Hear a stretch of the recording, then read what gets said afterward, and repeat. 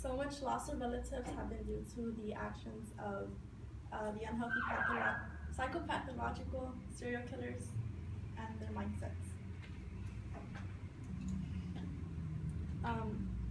In a demographic study in serial killers statistics, which was published in 2014 by Mike G. Ahmad and many of his students, they found that from 1900, starting in 1900, Caucasians have been the dominant killer for 80 years, and it has recently shifted towards African Americans from 1990 onward. So after that, it's Hispanics, Asians, and then Native Americans. As you can see, many races play a part in these demographics, which you might relate to a specific crime. Okay. I am a credible source because I did my research, and I'm going to orally cite my sources. So,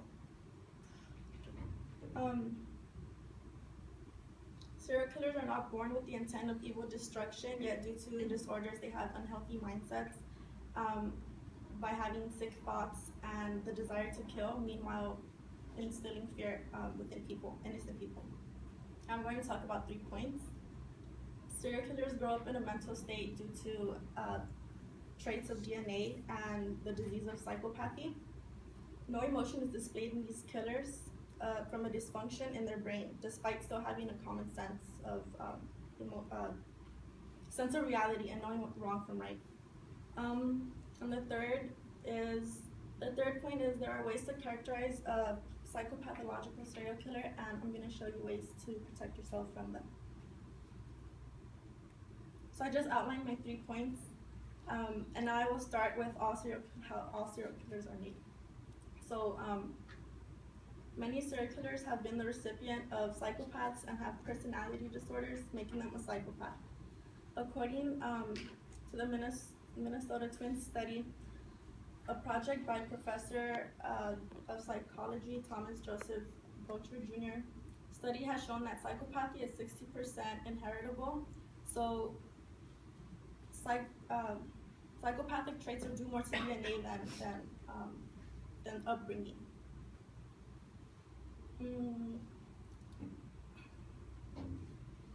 Okay, so psychopaths have trouble following rules based on sensibility, despite them understanding the rules themselves.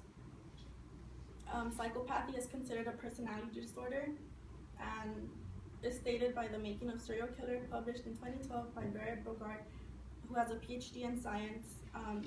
Psychopaths are calculating and manipulative. They do not suffer from hallucinations or delusions.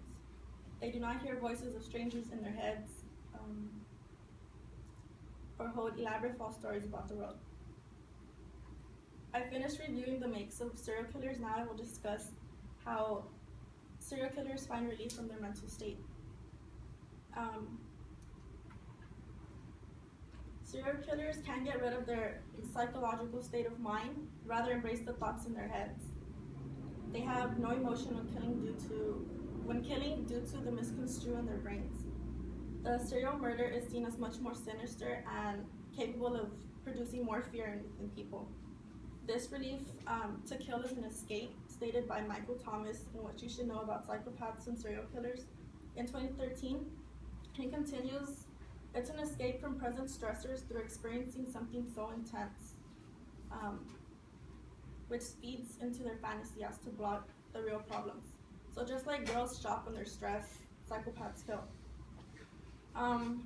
Researchers from University of Wisconsin have done brain scans revealing that psychopathy in criminals was associated with the low connectivity between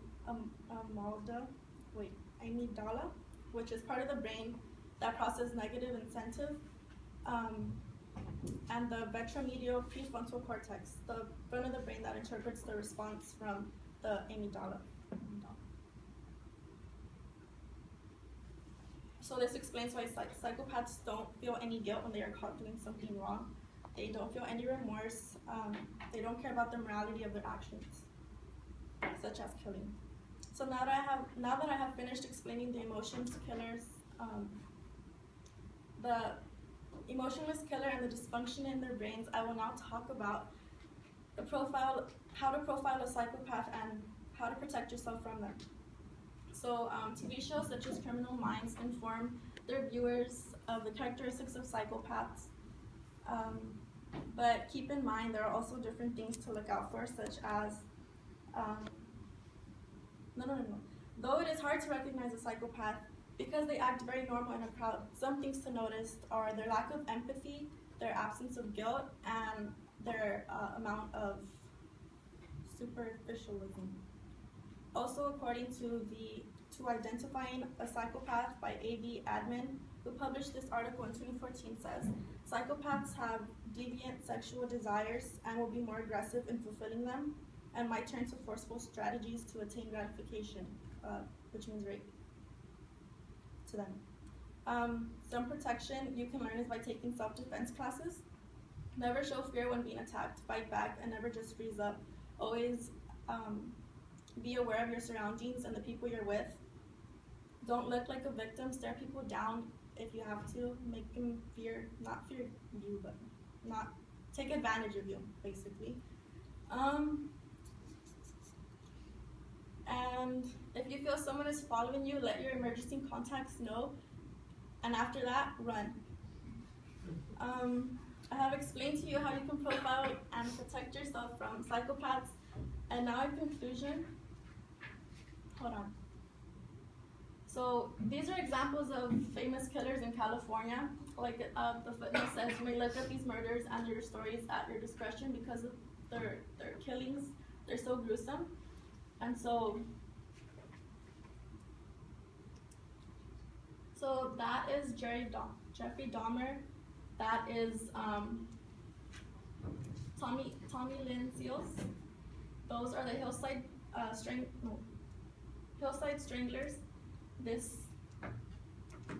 This one is Edmund Kemper, and that one is the Zodiac Killer. Although that's not really him, that's a drawing of him that they sketched, but made it into a human form. No. So I have explained to you how you can profile and protect yourself from psychopaths. Now, in conclusion, a dysfunctional state of mind isn't made on its own. It's damaged by disorders and mental thoughts and variety of emotions that can be relieved in violence. So I discussed the psychopathological traits of DNA and passed down to these killers. They don't explain any emotion, how to recognize and protect yourself from psychopathological serial killers. So what I want to leave with you is analyze a person you don't know too well, because maybe they might end up just being a psychopath.